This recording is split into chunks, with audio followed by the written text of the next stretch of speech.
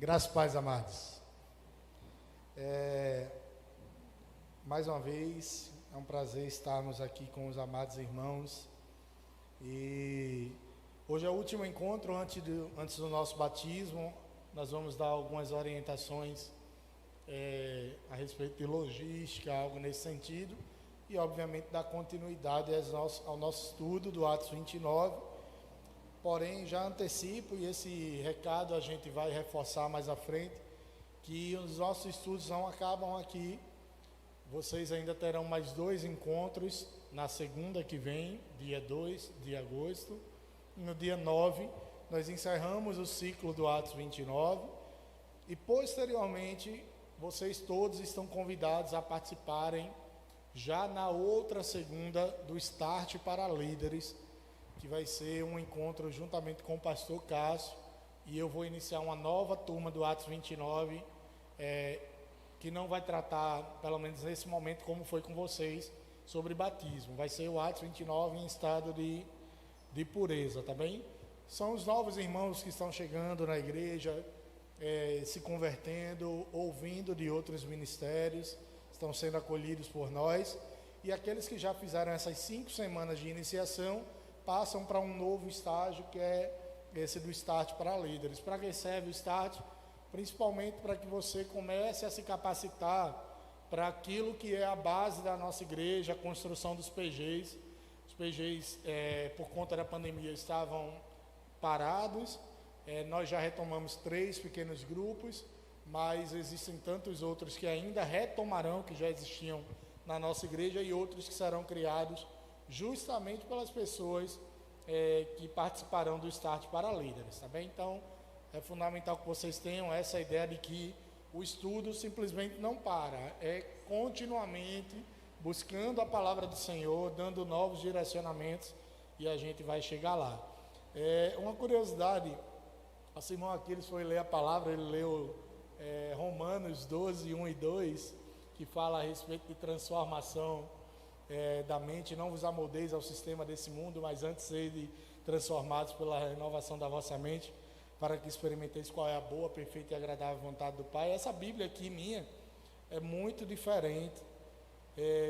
Eu aconselho especialmente pessoas que estão iniciando da fé, se for possível, adquirir uma. Eu não sei, Tássia não está lá dentro junto com Aquiles, né? Se na nossa loja da igreja vendem alguma com essa tradução. Essa é a tradução chamada A Mensagem, de Eugene Peterson. Ele faleceu ano passado e é uma tradução bem diferente. O que é que o Eugene fez? Ele leu a Bíblia toda, interpretou ela toda e escreveu o que ele interpretou, né? Obviamente tudo dentro dos parâmetros bíblicos, sem nenhum tipo de heresia. Deixa eu ler rapidinho aqui para vocês o Salmo 23, tão conhecido de todos, né? O Senhor é meu pastor, nada me faltará. Ele diz: olha, ó eterno, meu pastor, não preciso de nada. Tu me acomodastes em exuberantes campinas e encontrastes lagos tranquilos, e deles eu posso beber. Orientado por tua palavra, pude recuperar o alento e seguir na direção certa. Mesmo que a estrada atravesse o vale da morte, eu não vou sentir medo de nada, porque caminhas do meu lado, o teu cajado fiel me transmite segurança. Tu me serves um jantar completo na cara dos meus inimigos. Tu me renovas e meu desânimo desaparece. Minha taça transborda de bênçãos. A tua bondade e o teu amor correm atrás de mim todos os dias da minha vida. Assim eu vou me sentir em casa, no templo de Deus, por todo o tempo em que eu viver. Um pouquinho diferente, né? A linguagem bem... às vezes João Ferreira de Almeida, que é o tradutor para o português, ele traz uma linguagem robusta. Parece Michel Temer falando, né? Muito ênclise, próclise, mesóclise. Aí a gente começa a se perder. Durante muito tempo, eu estou falando dessas experiências porque vos servem também. Quando ainda inexperiente, eu não sabia por onde começar a ler a Bíblia. Vou começar a ler, estava falando esses dias com você, não foi, Rickson? Por Gênesis, Êxodo, Levi, tem que ler em um ano. Mas eu sou adepto da teoria de que é melhor que a gente leia um capítulo, uma semana inteira, de forma intensa, consumindo cada um daquelas informações que estão sendo nos dadas, que é a própria palavra de Deus, do que necessariamente fazer uma coisa por performance. Vou bater uma meta de um livro por mês. Eu acho melhor não. Pode ser interessante para que você tenha a experiência de ler a Bíblia toda. Mas quando chegar a parte de genealogia, fulano gerou ciclano, ciclano gerou Beltrano, Beltrano gerou... Meu amigo, é pesado. Números, Deuteronômio, alguns versículos. Isso não é obviamente para lhe desencorajar. Que bom, e há aprendizados inclusive na genealogia, mas é preciso também remir o tempo, usar de sabedoria, inteligência espiritual para que a gente alcance níveis de intimidade com o nosso Deus enormes. Patrick cantava 2 hinos, e é uma outra coisa que eu queria falar. Esses 2 hinos totalmente baseados na palavra de Deus. O primeiro que ele cantou, de Armando Filho, um cantor pernambucano, um adorador daqui da nossa terra, cantando Romanos 8, que nenhuma condenação há para os que estão em Cristo Jesus.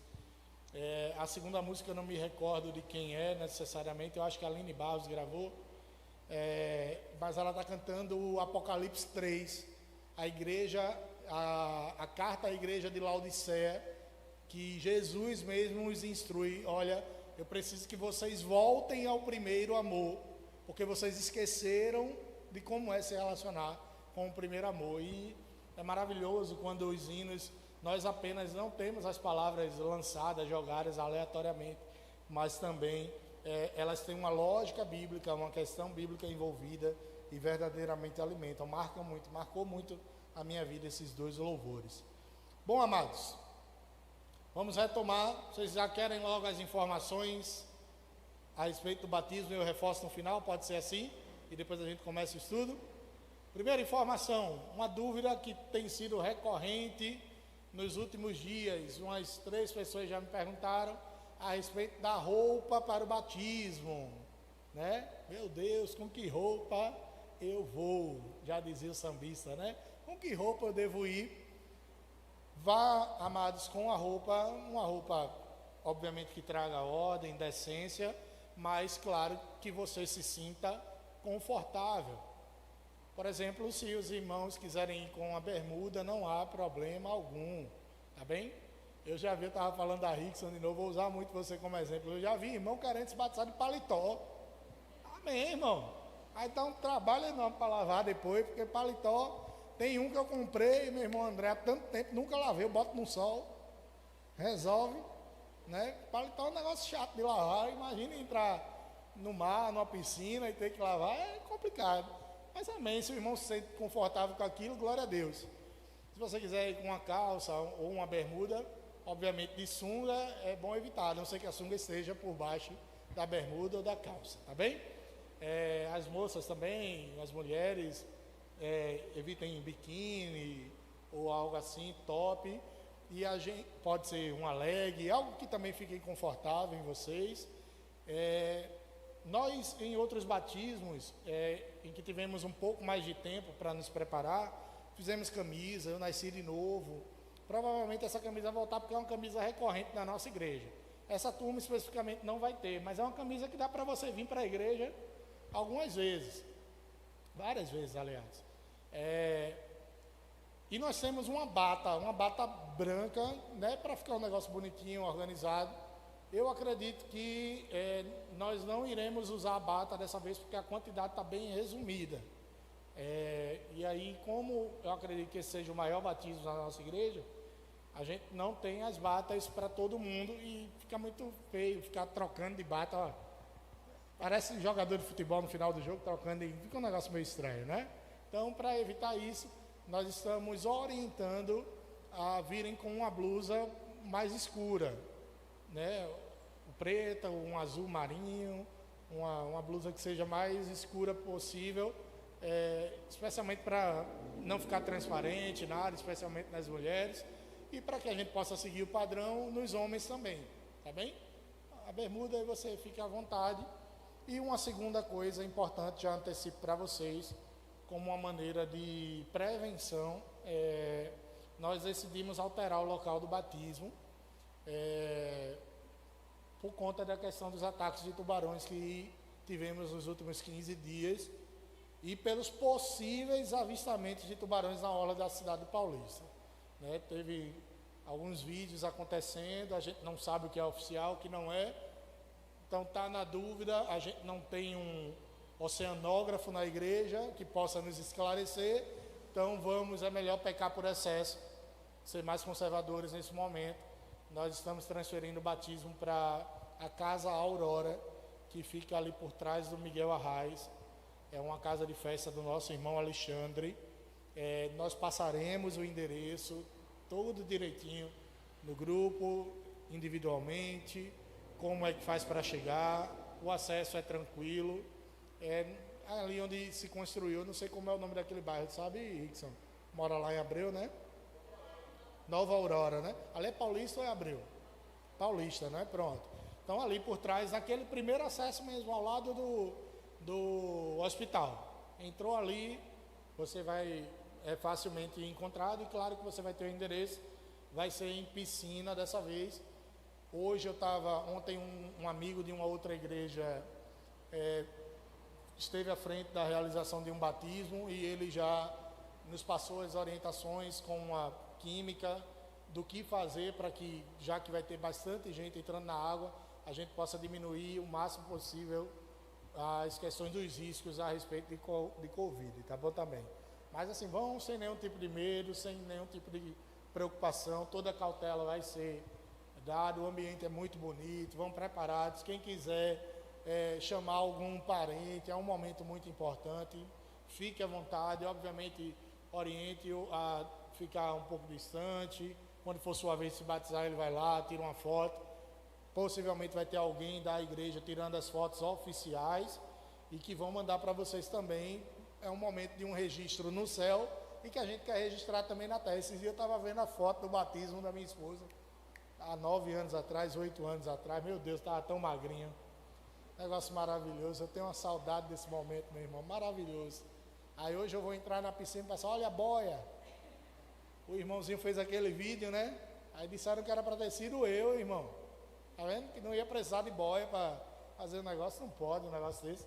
Então você usa como lembrança, mostra esse registro bastante especial e continue perseverando firmemente, porque as lutas, especialmente essa semana, possivelmente se intensificarão e é preciso que estejamos atentos, peçamos socorro se a luta vier, principalmente, se não tiver forças, pede ajuda a alguém, mas esteja lá no domingo de manhã, porque vocês passarão por um processo muito importante para o momento e a caminhada do cristão, tá bem?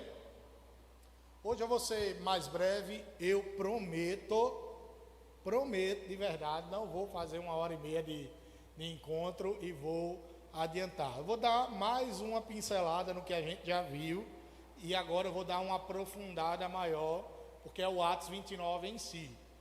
Tudo a respeito de batismo a gente já falou no encontro passado, tá bom? Hoje a gente vai falar mesmo a respeito do Atos 29.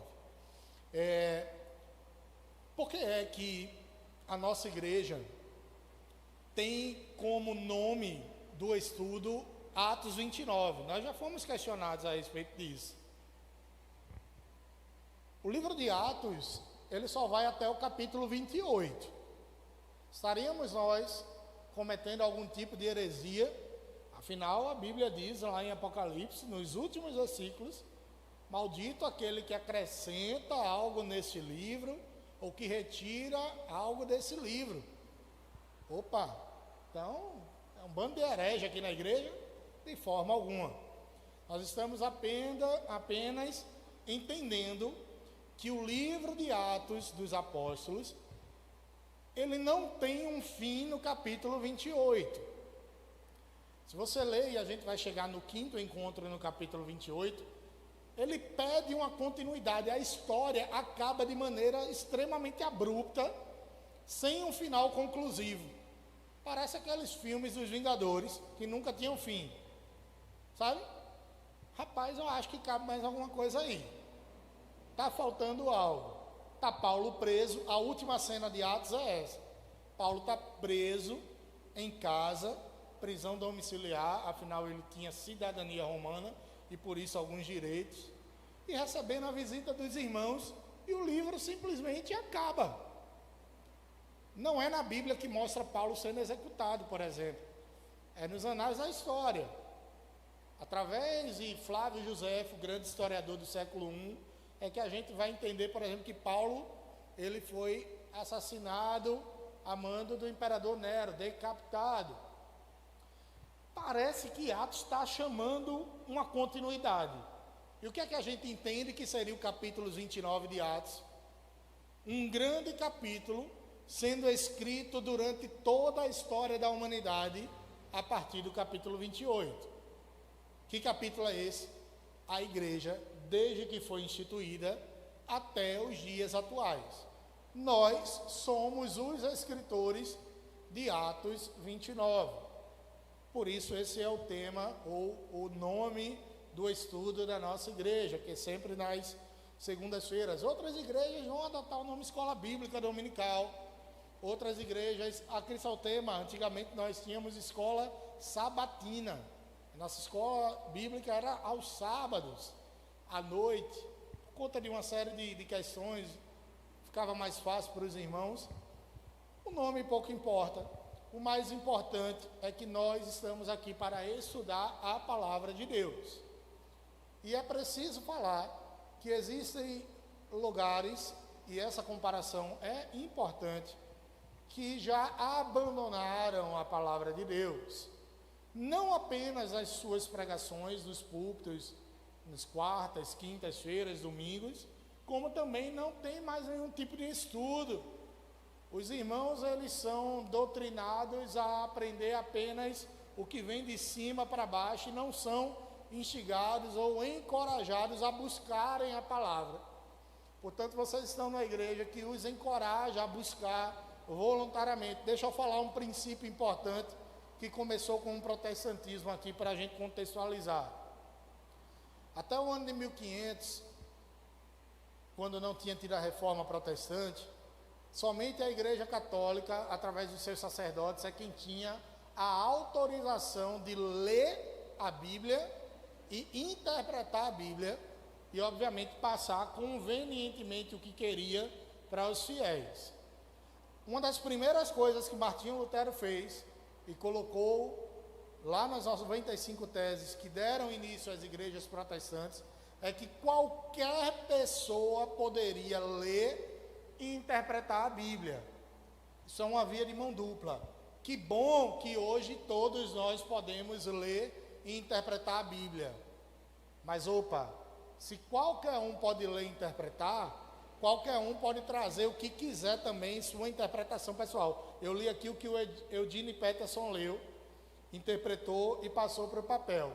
Mas ele poderia passar algo que fosse herético, uma heresia. Ele poderia passar algo que não condissesse com a verdadeira palavra de Deus. E isso acontece muito, não apenas nas traduções, mas especialmente na interpretação. Por isso é necessário os irmãos fazerem uma leitura pessoal da palavra, e essa leitura ela não pode se ater apenas ao momento do culto. No momento do culto nós somos alimentados, e glórias a Deus por isso, e por nossos pastores, que trazem reflexões a respeito da palavra, mas é necessário vocês fazerem como a igreja de Bereia. O que é que a igreja de Bereia, que é elogiada pelo apóstolo Paulo, fazia? Quando um pregador começava a falar, ela consultava se aquilo realmente estava na Bíblia, ela realmente via se aquilo condizia com a verdade libertadora que Jesus havia ensinado. E é importante demais que os irmãos sejam críticos, não no sentido pejorativo da palavra, mas sim no sentido de pensarem muitas vezes por si próprio e obviamente reter aquilo que é bom. Às vezes os irmãos me perguntam assim: conhece o pastor fulano de tal? O que é que acha da palavra dele? Na maioria das vezes eu digo: ouça, mas retenha o que é bom. Porque muitas vezes fala-se algumas baboseiras, algumas coisas ruins. Mas não é apenas necessário reter o que é bom, é necessário também vocês terem uma busca individual, uma leitura da palavra, quase paramos, sem força e vigor, foi cantado nessa noite.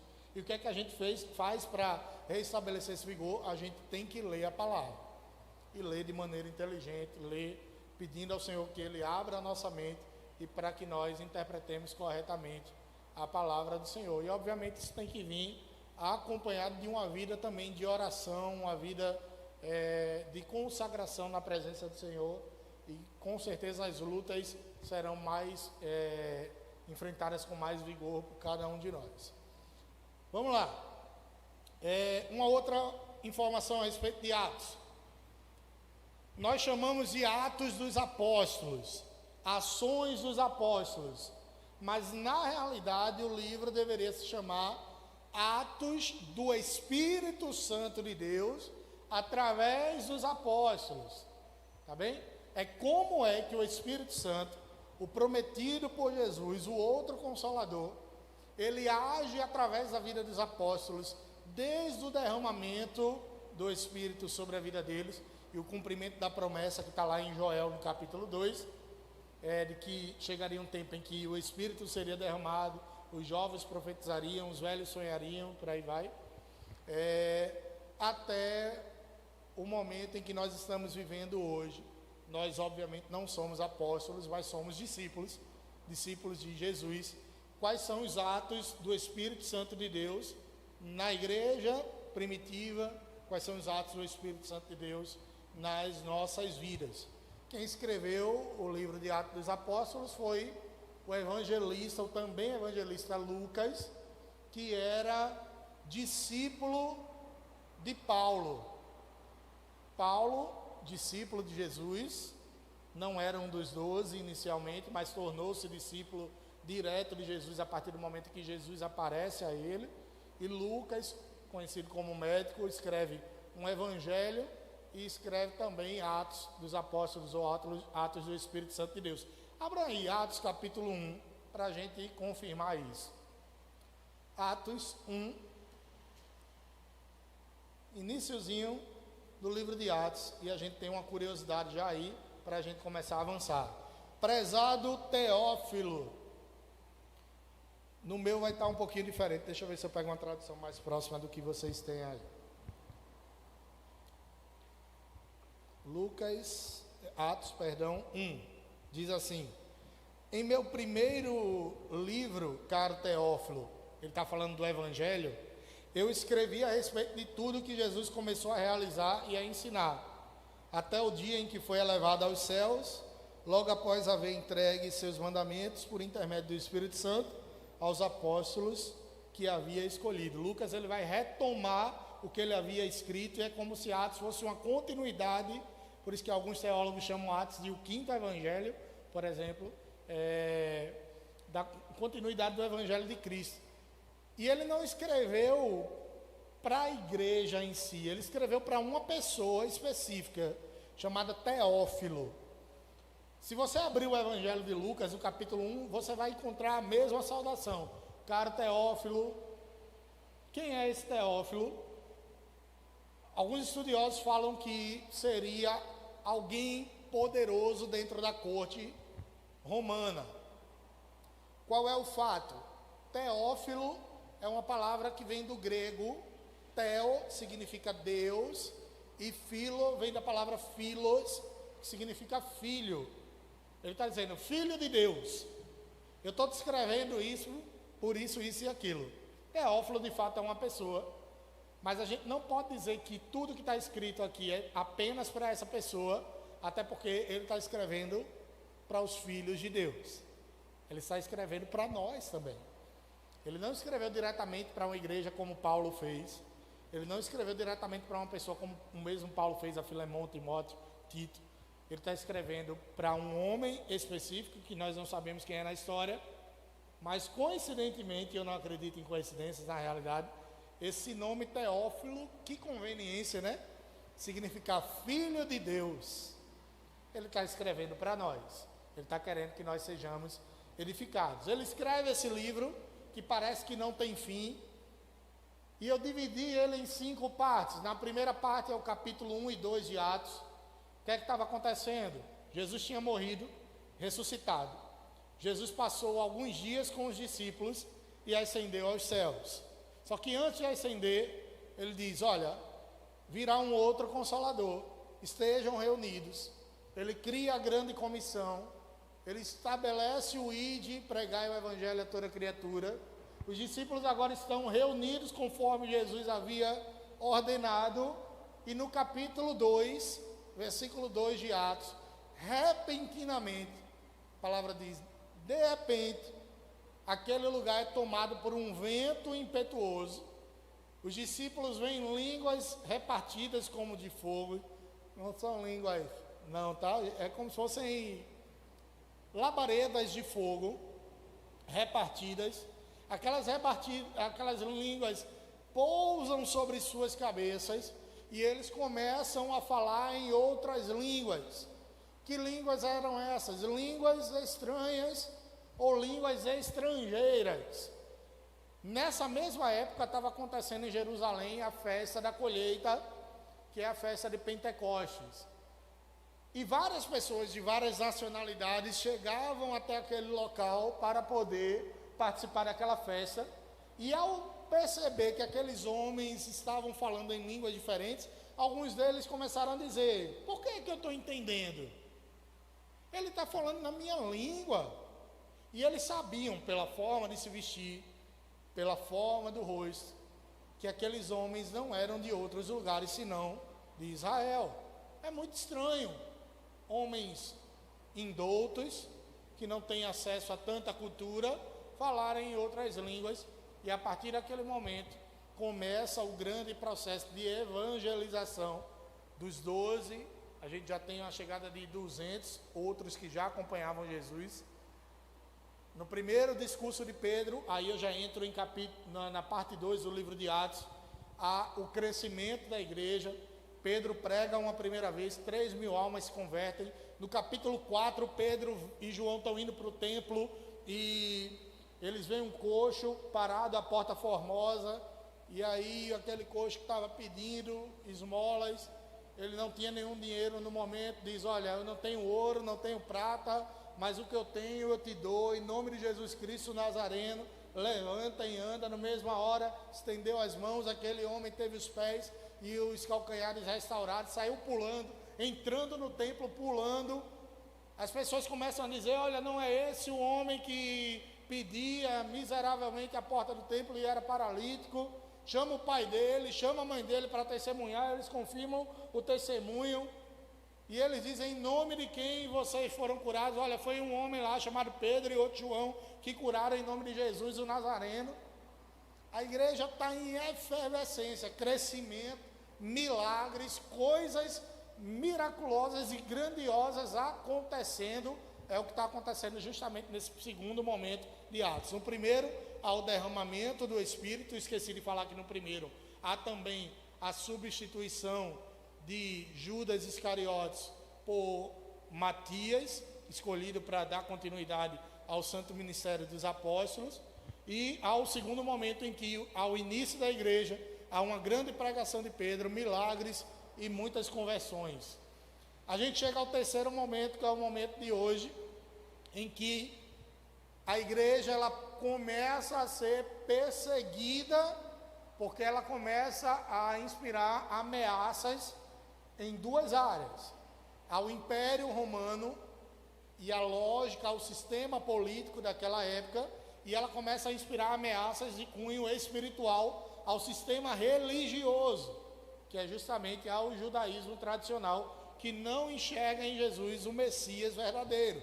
Eu acho que eu falei isso aqui numa outra oportunidade, que o Israel que nós temos hoje não é o Israel de Deus. Aquele Israel, conforme está instituído, inclusive realocado historicamente, geograficamente, na região do Oriente Médio, ele não acredita que Jesus é o Messias. Eles acreditam que Jesus virá. Na realidade, o Messias virá, não necessariamente se chamará Jesus. Jesus, inclusive, é um nome comum daquele lugar, viu? Às vezes a gente vai assistir algum History. Já viram o canal History? Aí está lá: acharam a tumba de Jesus.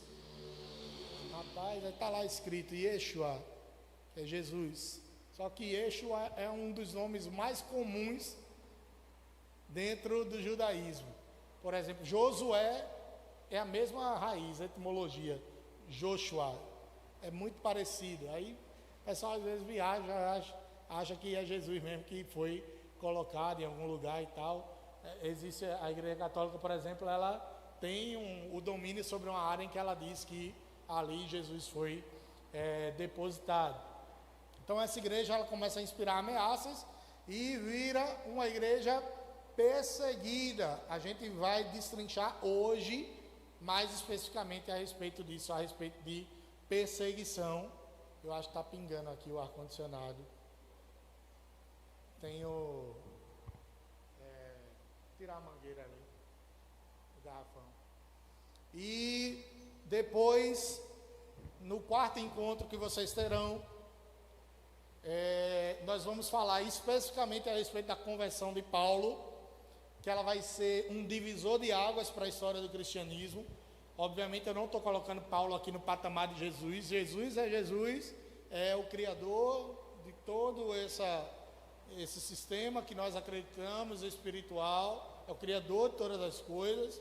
Mas a conversão de Paulo ela vai dar um crescimento para a igreja que vai impactar os nossos dias até hoje, até os dias de hoje.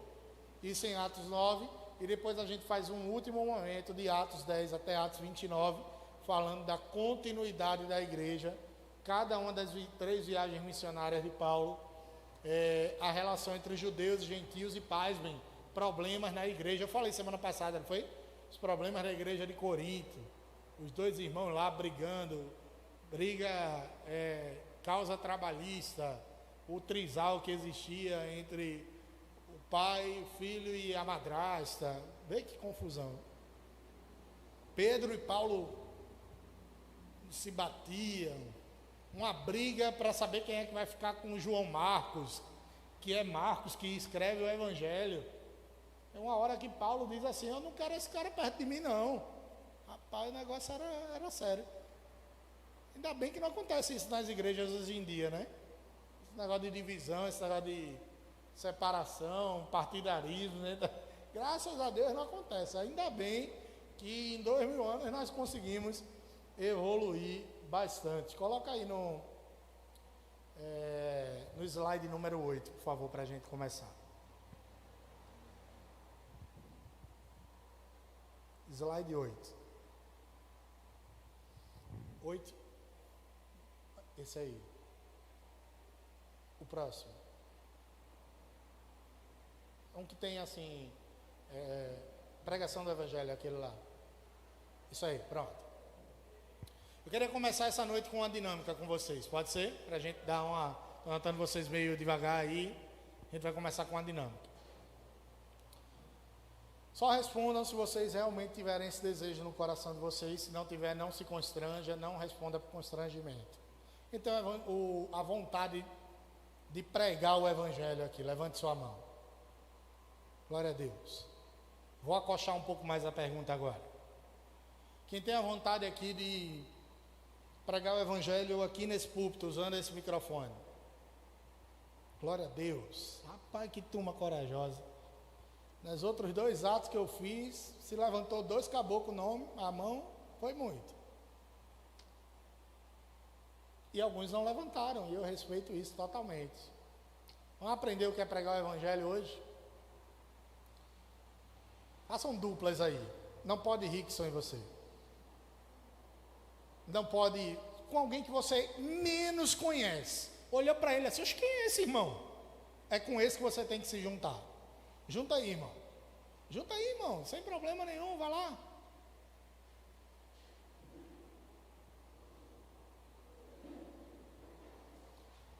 Junta aí.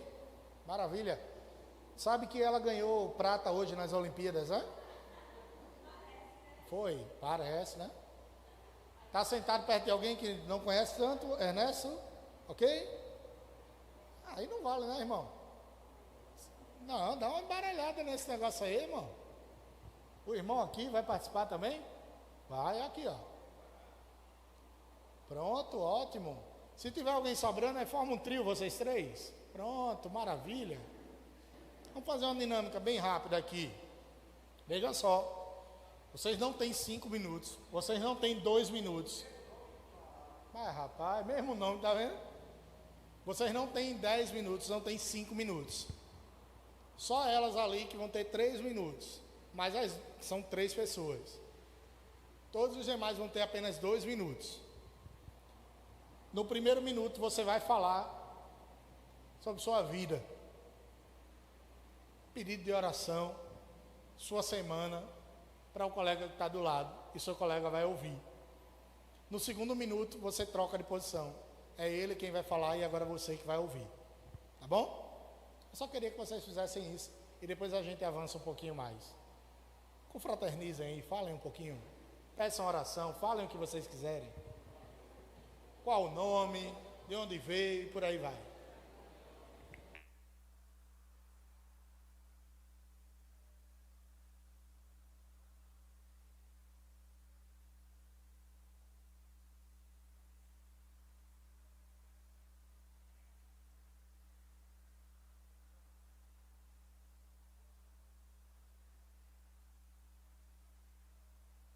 Trinta segundos para acabar a primeira pessoa, hein?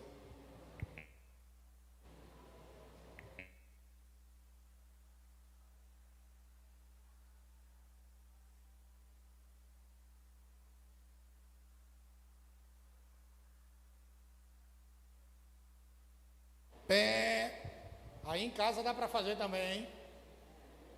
Eu sei que vocês conhecem, mas dá para fazer. Troca aí. Não tem isso, não dá tempo de concluir. Fala outra pessoa.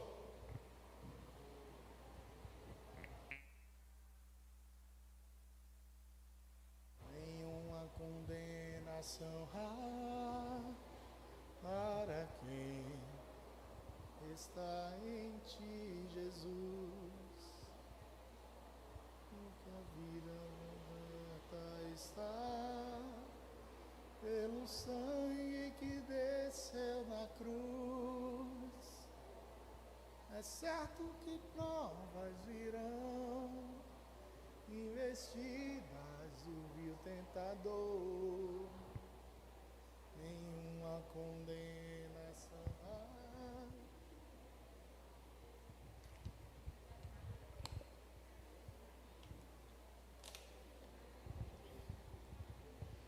Terminou? Vamos lá, encerrou. Encerrou. Deu para falar muito da história. Geralmente quando eu faço essa dinâmica que está minha esposa, só dá tempo dela falar a história dela. E é difícil. Você tem tanta coisa para falar, não é, irmão? Quem aqui conseguiu falar tudo que queria? Quem aqui ficou faltando falar algo importante demais? Ficou faltando falar algo? Falou tudo? Ficou faltando? Ótimo. Que bom. Quem aqui é corajoso o suficiente para vir aqui em cima e falar a história do outro? Apresentar o outro. Vem-se embora, meu filho.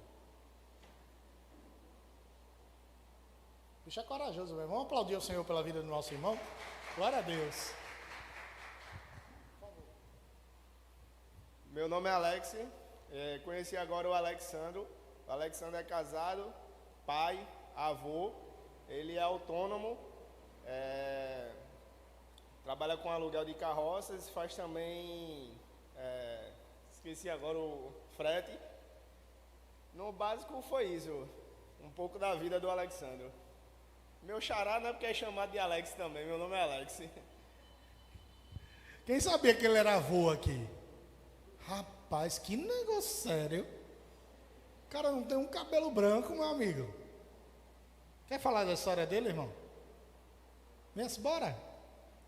Vamos aplaudir o Senhor pela vida de Alexandro. Glória a Deus. Vocês vão entender a dinâmica daqui a pouco. Graças a Deus, irmão. Conheci aí agora o Alex. O Alex me falou que hoje essa semana ele foi fazer umas entrevistas e nenhuma das duas entrevistas que ele foi fazer na hora deu tempo, não foi, irmão? Deu tempo.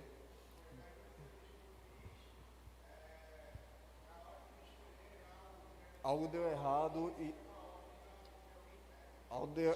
algo deu errado e ele não conseguiu fazer a entrevista. Mas só que Deus tinha preparado algo melhor para ele mais na frente, que surgiu mais 2 oportunidades na mesma semana, essa mesma semana, que era uma vaga muito superior da qual ele iria exercer anteriormente. E aí, ele agora foi contratado nessa outra empresa.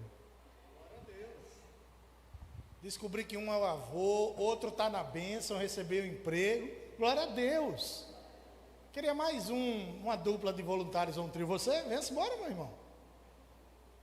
Aí o cara se voluntaria, tu combinou isso com ele?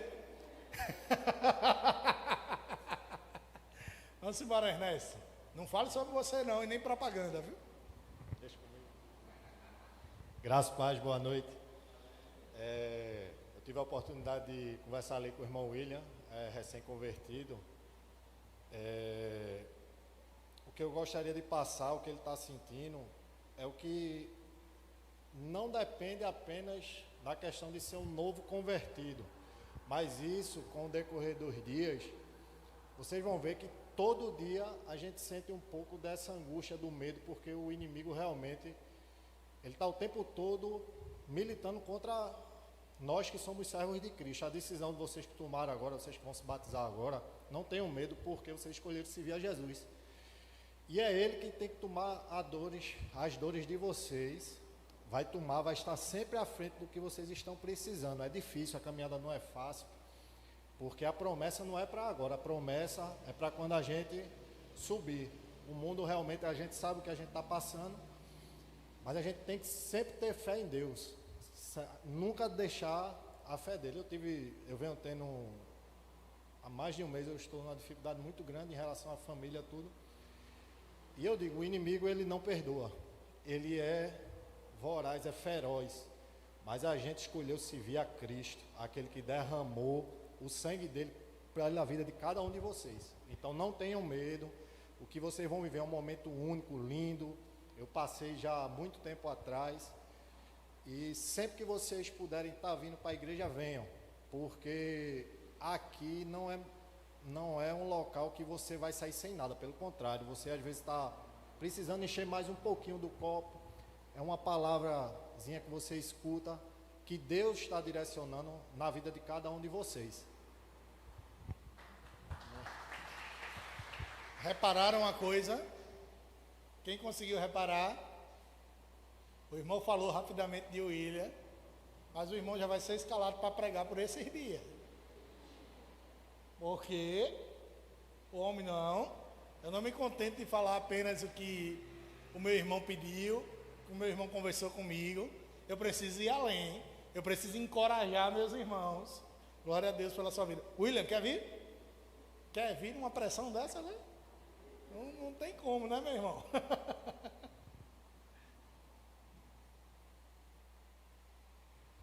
Amém. Graças a Deus, senhores. Pastor, na verdade, eu não tenho nem mais muito o que falar, né? O irmão Ernesto ali, acho que já falou tudo. Eu estava falando para ele que, pela decisão que a gente tomou, pela decisão que cada um aqui tomou, que é de se batizar, a gente sabe que, como o irmão falou, é um momento único na vida da gente e que várias situações vêm acontecendo. Eu acredito que não só na minha vida, a partir do momento que eu decidi me batizar, mas acho que está acontecendo com alguns dos irmãos que estão aqui presentes. Mas uma coisa que o irmão me falou que é muito importante é que a gente não deve parar, né? A gente não deve desistir. A gente sabe que a gente tem um Deus maior que está no controle e está no comando de toda a situação. E eu não vou parar, espero que nenhum de vocês parem também e vamos em frente. Amém. Glória a Deus. Vamos aplaudir ao Senhor? Quando a gente está dando o atos lá dentro, eu dou para todo mundo, abro para todo mundo falar. Quem sabe no final a gente, se tiver um tempinho, mas eu prometi que ia ser rápido hoje. Mas vejam bem, o que é pregar o Evangelho? O que é o Evangelho? O Evangelho são as boas novas de paz. Boas novas são boas notícias. O mundo está sedento de uma boa notícia, especialmente num momento tão difícil. A gente está vivendo um momento que as coisas estão melhorando, ao que parece, em relação à pandemia, mas parece que há uma sede eterna por uma boa notícia. Qual é a grande boa notícia para o homem? Eu posso ser livre da minha condição de pecador, porque houve um Jesus, e Ele é Deus, e Ele morreu por cada um de nós, e Ele entregou a sua vida, e quando eu entrego a minha vida a Ele, Ele troca de lugar comigo, se põe no meu lugar, e agora a condenação que estava sobre mim, Ele já tomou sobre si na cruz do Calvário. Por que é que eu perguntei a vocês, quem tem o desejo de pregar, e especificamente quem tem o desejo de pregar aqui no púlpito? Para vocês que têm esse desejo, deixa eu falar, Deus vai capacitar vocês cada vez mais, diga amém. Se você não tem esse desejo, ainda assim, eu quero dizer que você vai ser um pregador do Evangelho, diga amém. Evangelho é alguém contando uma notícia para a gente. E tem 4 caras contando a mesma notícia, sob perspectivas diferentes. Mateus, Marcos, Lucas e João. Quando a gente abre a Bíblia, é o mesmo que um desses 4 sentarem ao nosso lado e começam a dizer: eu tenho uma história para lhe contar. Você ouve essa história, você compreende essa história, analisa, interpreta, só que o seu chamado não é para reter essa história. Nós não devemos ser como águas que ficam retidas em uma represa. Nós devemos ser como águas que jorram sobre a vida das pessoas. A água vem, nos molha, nos edifica, nos limpa, e nós levamos ela para frente. E nada mais simbólico, amados irmãos, do que falar em águas. Afinal de contas, nós estamos nos preparando para o batismo. E essas águas purificadoras avançam em direção a outras pessoas que muitas vezes não vão ouvir uma única palavra da nossa boca, mas abrirão o Evangelho segundo Ernesto, mas abrirão o Evangelho segundo Vanessa, mas abrirão o Evangelho segundo William. William, muitas pessoas vão ler o seu Evangelho. Sabe qual é o seu Evangelho? Sua vida no altar. Alex, muitas pessoas vão ler o seu Evangelho, suas atitudes, sua vida no altar. Você ouviu uma grande história e decidiu compartilhar essa história com outras pessoas.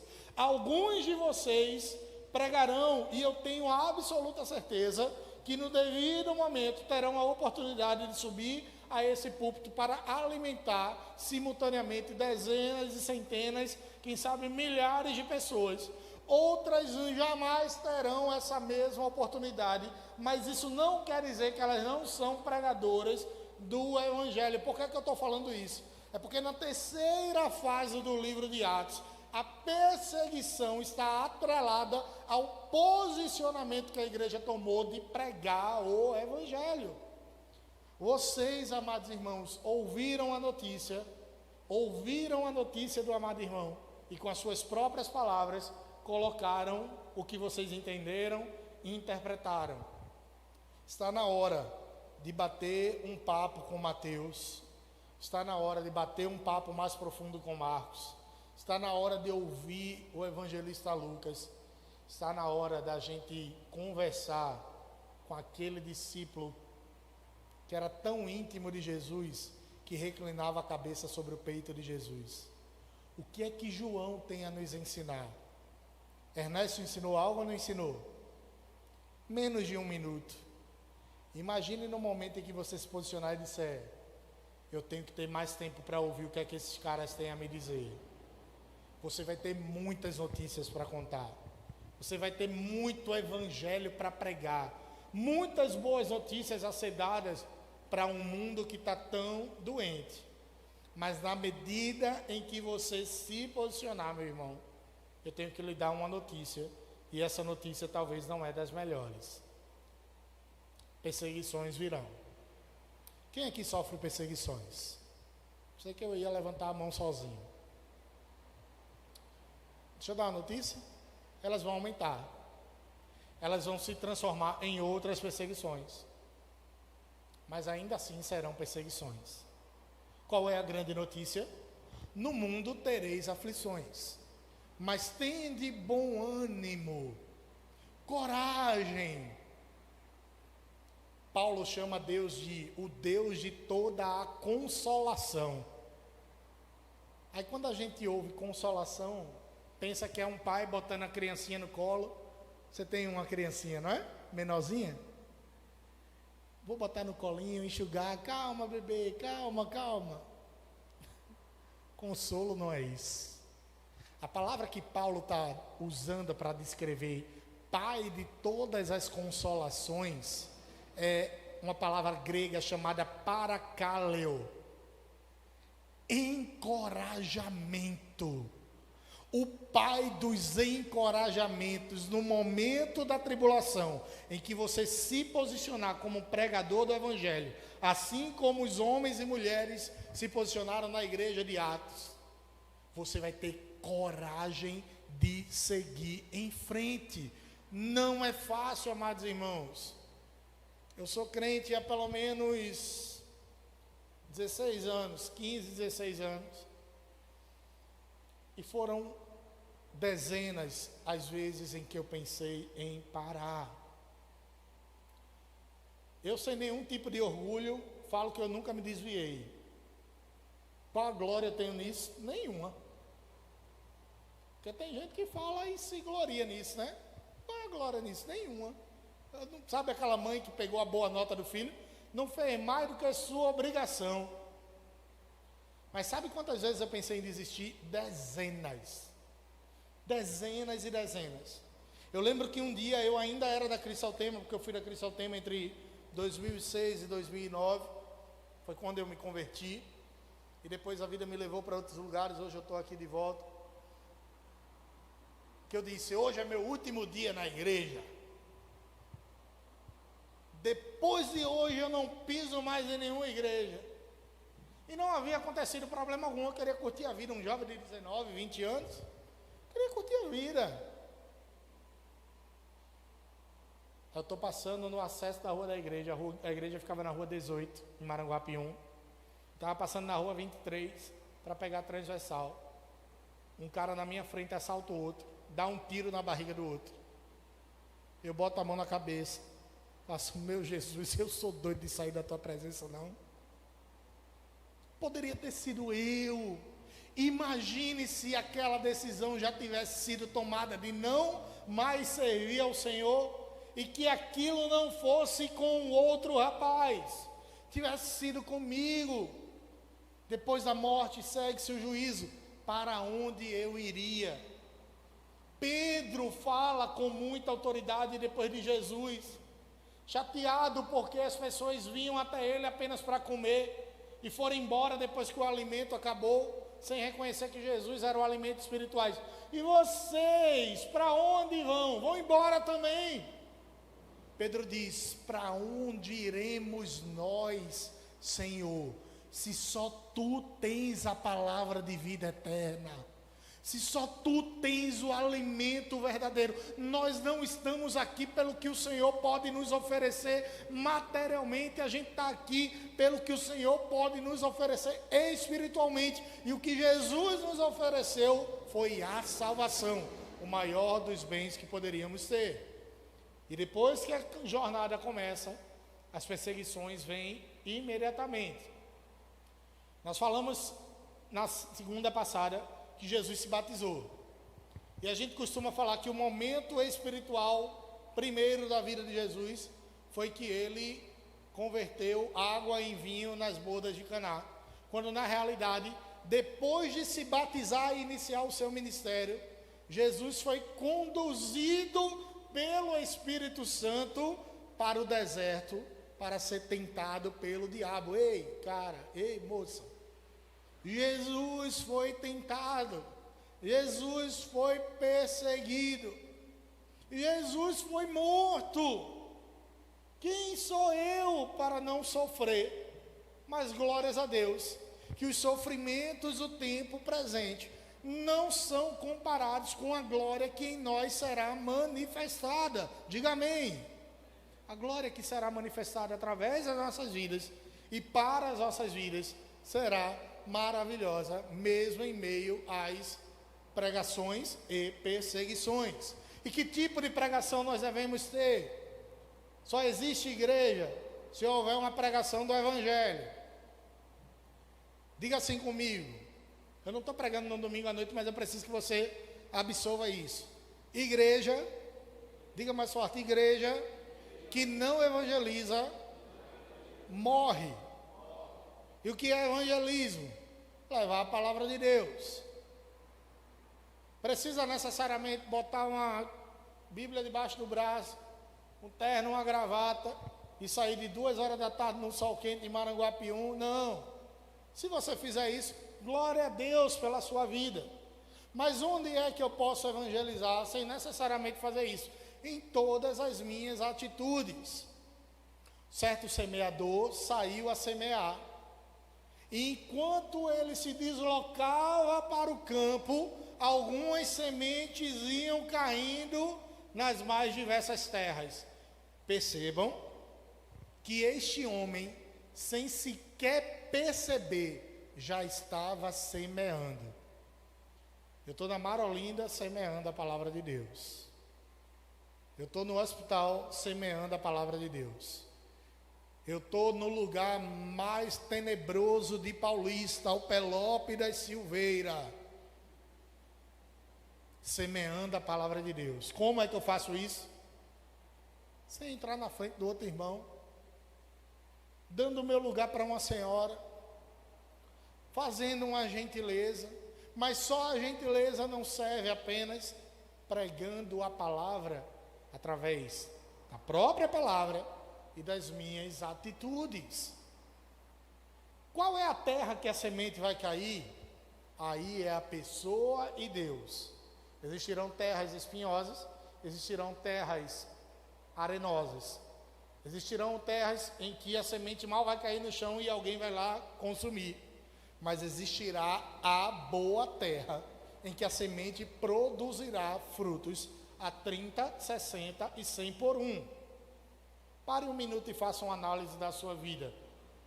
Quem pregou o Evangelho para você? Qual foi o momento da sua decisão? Quem você ouviu? E quando você ouviu, eu tenho uma notícia maravilhosa. Ela caiu numa boa terra. Diga assim: eu sou uma boa terra. Qual é a prova disso? Você está aqui hoje. Você está querendo se alimentar cada vez mais, porque uma árvore que produz bons frutos, ela precisa de mais e mais nutrientes para produzir mais e mais frutos. O Evangelho são as boas novas, é a cruz de Cristo, são as Escrituras Sagradas. E se houver algum outro Evangelho, Paulo vai falar sobre isso. Ainda, Gálatas 1:8, que um anjo vos anuncie um outro Evangelho, que não seja Jesus crucificado e ressurreto, seja considerado anátema, seja considerado amaldiçoado. Não tem outro evangelho. O evangelho é Jesus morto, crucificado e ressurreto ao terceiro dia. Se alguém chegar com outro evangelho, olha, o evangelho não é assim não. O evangelho é você ter que dar dinheiro. Se você não der dinheiro, você não vai para o céu não. Isso é outro evangelho. Seja considerado amaldiçoado. No dia que eu, amados irmãos, ou qualquer outro pregador da palavra neste altar, pregar um outro evangelho que não seja Jesus Cristo, sai daqui. Mas enquanto a palavra de Deus for o compromisso deste púlpito, permaneça, porque ela verdadeiramente vos alimentará. E glória a Deus, que o que tem saído desse púlpito é a palavra do Senhor. Diga amém. Glórias a Deus. O Evangelho é poder de Deus para a transformação das pessoas. Olha quanta coisa boa é o Evangelho. E mesmo sendo tanta coisa boa, ela não impede que a gente passe por privações e perseguições. Jesus é o centro do evangelho. Existe um evangelho que está sendo pregado aí que não é o evangelho cristocêntrico. O que é o cristocentrismo ou teocentrismo?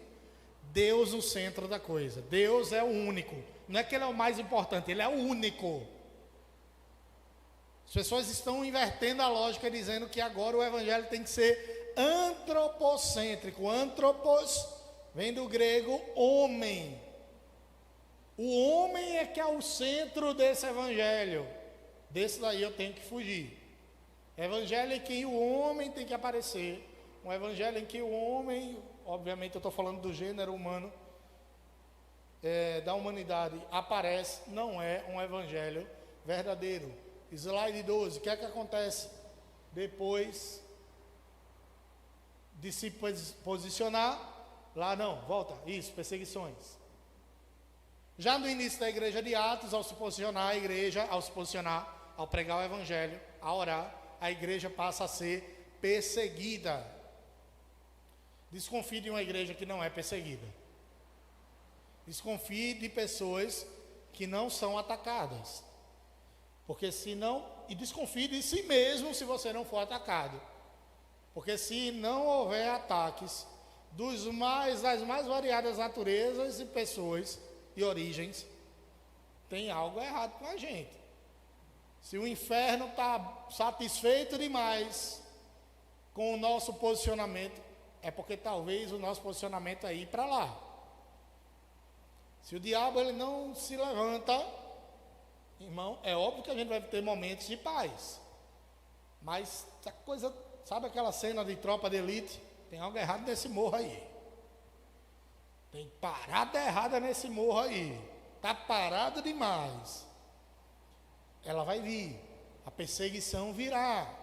Só que a gente está posicionado, firmado na rocha, na pedra angular, que é Jesus. Qual é o contexto histórico? A igreja, ela foi tida como uma seita. Uma seita dentro do judaísmo. No início, a igreja tinha um nome. A igreja de Jesus chamava-se O Caminho. Quem sabia disso aqui? Se você vê em algumas passagens, depois eu vou pegar essa. Tem aí. Atos 9, 2 e Atos 24. Abram aí, Atos 9, versículo 2. A igreja é chamada de O Caminho, com letra maiúscula, inclusive, porque é como se fosse o nome da igreja, o CNPJ da igreja. É chamada de O Caminho. Atos, deixa eu ver se é isso mesmo. Aí, achei. Entremente, Saulo ainda respirava ameaças de morte contra os discípulos do Senhor, perseguição. Dirigindo-se ao sumo sacerdote, pediu-lhes carta para as sinagogas de Damasco, de maneira que, eventualmente encontrando ali homens ou mulheres que pertencessem ao caminho, o caminho de vocês está em letra maiúscula aí? Letra maiúscula, né? Caminho, é como era chamada a igreja, estivesse autorizado a conduzi-los presos a Jerusalém. Quem é que fez isso? Paulo, a mesma pessoa.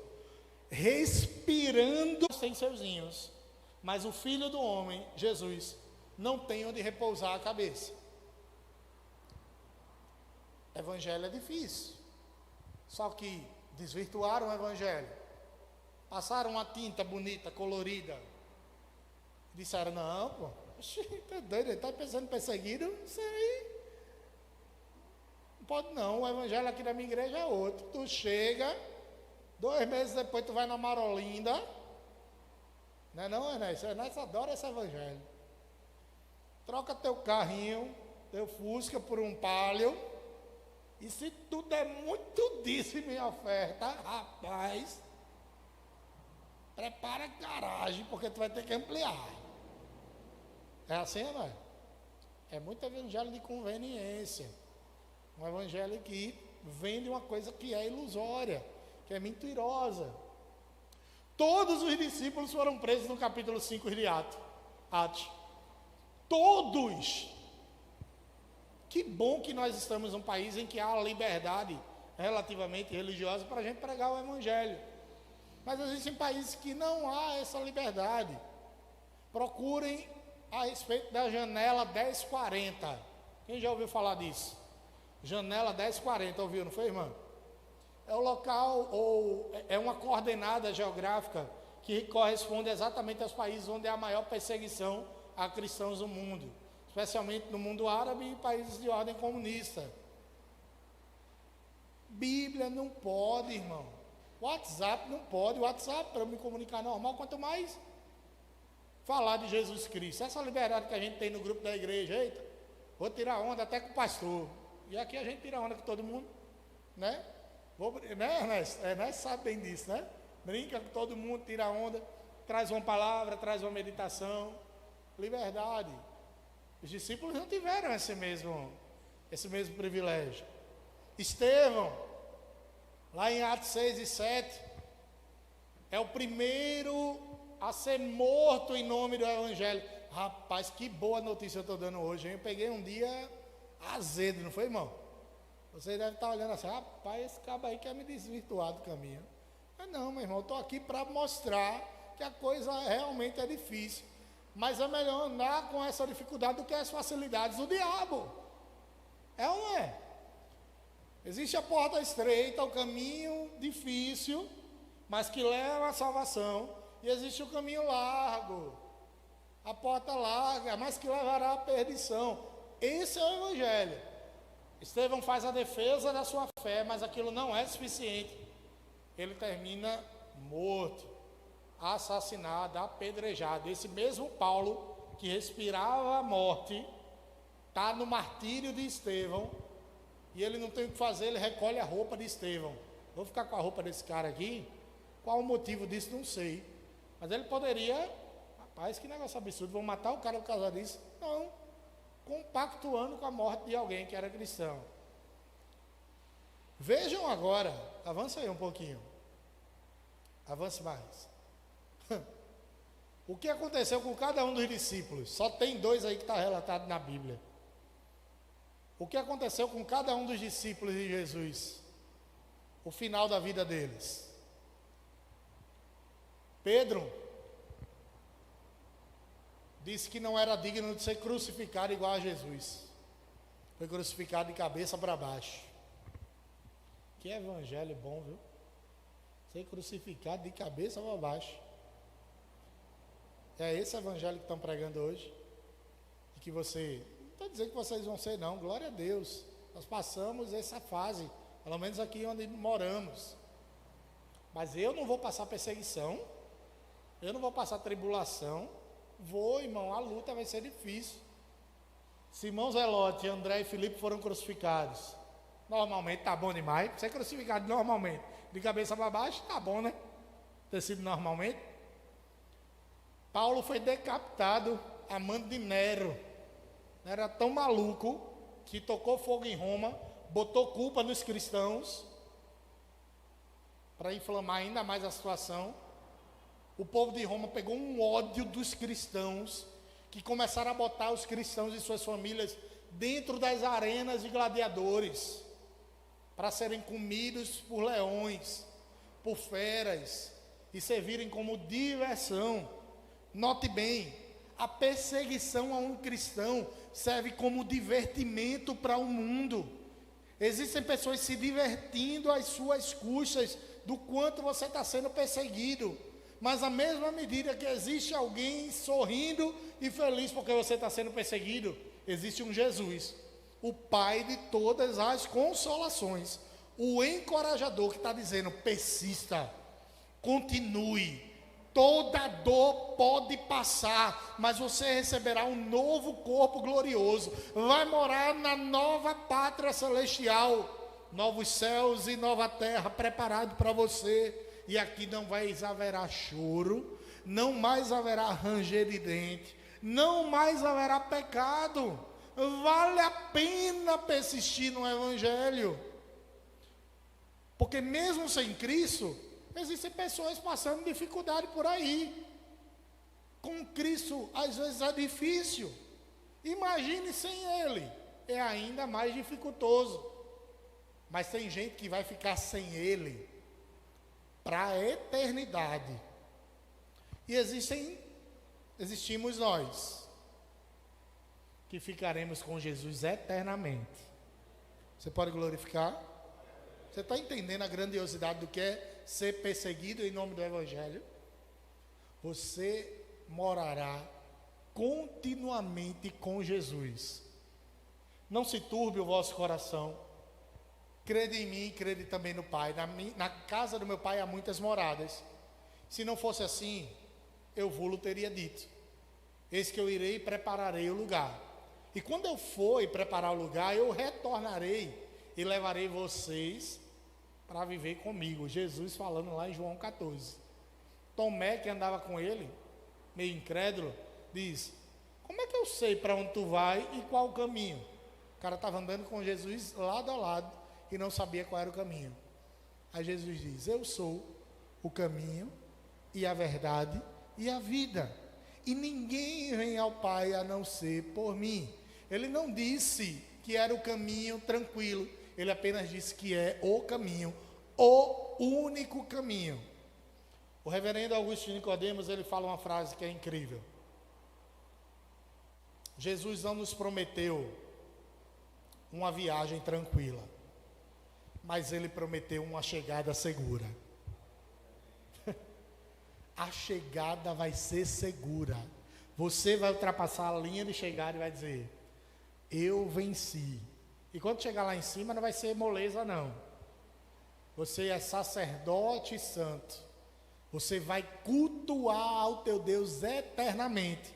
Só que diferentemente deste século, onde nós nos cansamos e nos fadigamos, vocês terão as suas forças renovadas continuamente. Não haverá cansaço, fadiga e nada que poderá nos separar eternamente do nosso Deus. Tiago, o justo, eu acho que sofreu pelo menos uma foiçada aí, não foi não? Uma facada. Tadeu, também, uma machadada. Botaram uns desenhos diferentes, mas a mesma coisa ali, viu? Enfiaram o negócio, rodaram, acabou-se.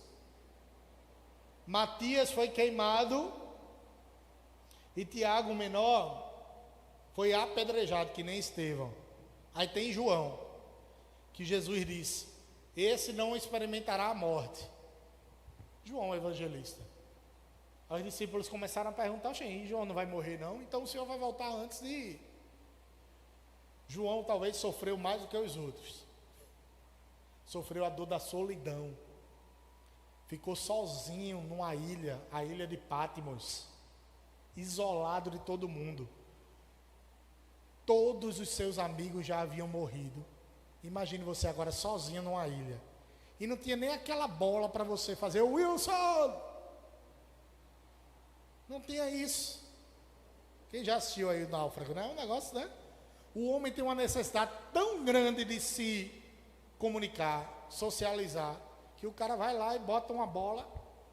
Meu amigo Wilson, velho amigo Wilson, quando o Wilson vai embora, o cara desiste da vida. Imagine João, vendo todos morrerem. Aí Jesus faz assim: o que eu tenho reservado para João é algo diferente. Ele vai ter uma visão de como vai acontecer o final de todas as coisas. Ele está sozinho? Não, eu estou com ele. Ele está sendo perseguido? A perseguição eu passo junto com ele. A dor não é a dor física da morte, é a dor do abandono, é a dor da solidão, é a dor da condenação, mas eu senti essa mesma dor. Jesus falando para cada um de nós, porque Jesus também foi abandonado por cada um dos seus discípulos, no momento em que foi preso.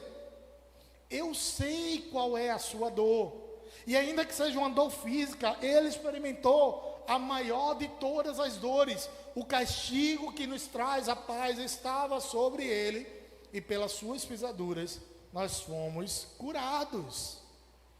Jesus revela a João tudo o que viria a acontecer, e está contido no livro da Revelação, que nós chamamos de Apocalipse. João morre, e nesse momento, João e todos os santos estão aguardando o momento em que Jesus vai raiar das nuvens. para levar a sua igreja, aleluias, levar eu e você. Eu perguntei semana passada, qual é a experiência que você quer passar? Arrebatamento ou ressurreição? As duas devem ser maravilhosas. Qual é a experiência que eu quero ter? Está nos céus de glória. O que é que eu estou fazendo para chegar lá? Eu me reúno com meus irmãos. Eu me confraternizo com meus irmãos. Eu leio o Evangelho e prego o Evangelho. Eu oro. Jesus fala comigo através da sua... Porque o que é a intimidade deles é a intimidade deles. O que é a intimidade de Deus contigo é a sua. É muito maior. É muito melhor. Eu não terceirizo a minha comunhão com Deus. A minha comunhão com Deus sou eu e Ele. E glórias a Deus que existem amados irmãos que nos ajudam na caminhada. Wagner, ora pelo povo aqui.